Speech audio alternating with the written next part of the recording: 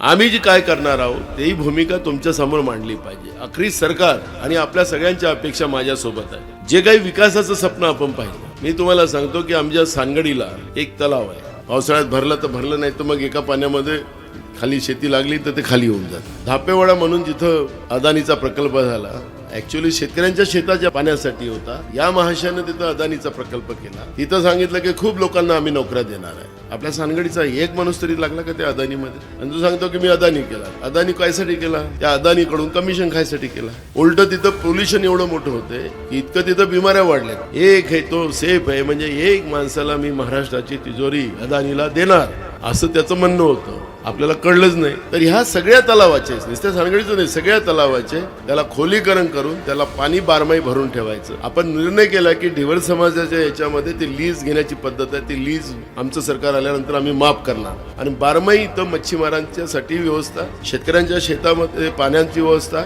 आणि पिण्याच्या पाण्याचा सगळ्यात महत्वाचा प्रश्न आहे, तो प्रश्न त्यामध्ये सोडवला जाईल। या पद्धतीचा निर्णय आपण आपल्या जिल्ह्यासाठी करू। आणि माझा नंबर 2 नंबरला आहे। आता हा 2 नंबर म्हणजे व्हिक्टरी, पंजा चिन्हावर मतदान करून बहुमतानं निवडून द्यावं ही सगळ्यांच्या चरणी प्रार्थना करतो।